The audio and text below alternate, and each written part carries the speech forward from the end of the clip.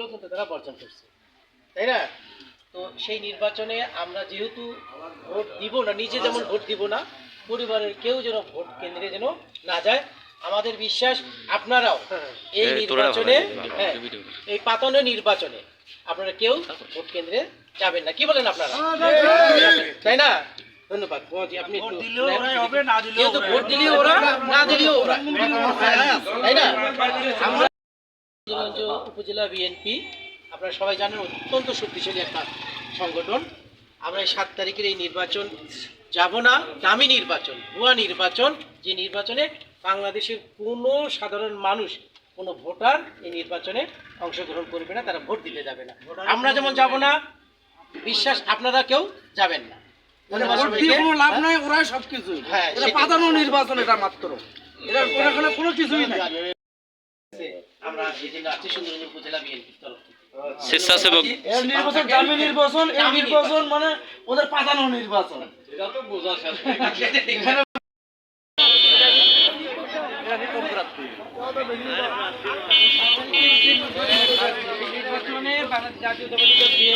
নির্বাচন বয়কট করছে, এই দামি নির্বাচনে আমরা যাব না। আমাদের বিশ্বাস আমরা যেমন এই নির্বাচনে অংশগ্রহণ করবো না, পাতানো নির্বাচন।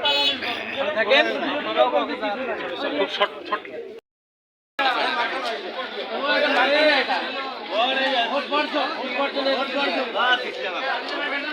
এখানে একটা আমরা এই নির্বাচন বয়কট করছি, এই নির্বাচনে আমরা যাব না।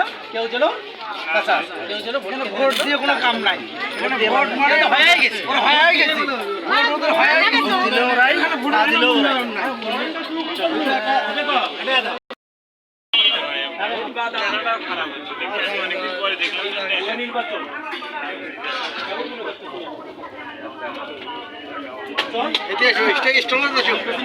মজু ভাই আচ্ছা মিডিয়া ছিল এরা লাইট করে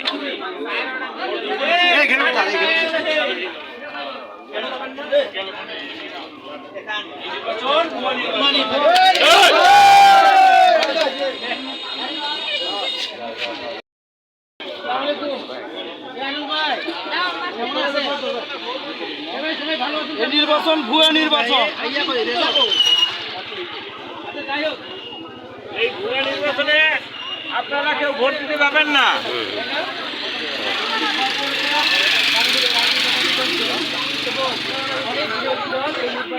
ভাই ওই পাশে গেলি না, আপনি ওই পাশে গেলি না। তারা এই নির্বাচনে ভোট দিতে যাবে না, কেউ যেন ভোটে অংশগ্রহণ না করে, না যায়, এই জন্য আমরা এখানে আসছি। আমাদের বিশ্বাস আপনারা বাংলাদেশের এই 90% মানুষের সঙ্গে আপনারাও একমত। আমরা কেউ ভোট দিতে যাব না এবং যাব না। কি বলেন আপনারা সবাই? এই দামি ভোট, এই ভাগাভাগির ভোট কেউ মানে না। ভাগাভাগির ভোট আপনারা ভোট দিলেও হইবে, না দিলেও হইবে, এমনি ভাবে হয়।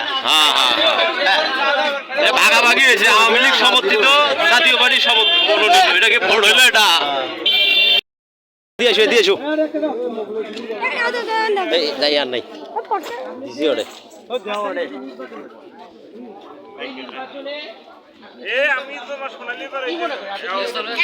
নির্বাচনটা ভুয়া নির্বাচন। আপনি কি এই নির্বাচনে ভোট দিতে যাবেন? ভোট দিতে যাবেন না। ধন্যবাদ।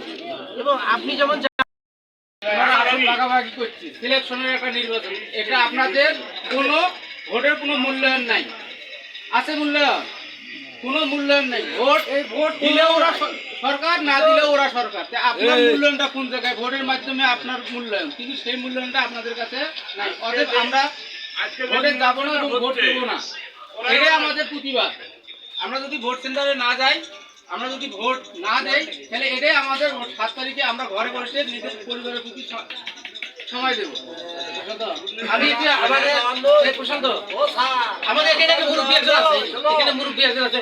আচ্ছা ভাই, আপনি জানেন যে 7 তারিখে একটা নির্বাচন হচ্ছে, আপনি এই নির্বাচনটাকে কি ভুয়া মনে করবেন না সঠিক নির্বাচন মনে করেন? ভুয়া নির্বাচন। আপনি কি এই নির্বাচনে ভোট দিতে যাবেন?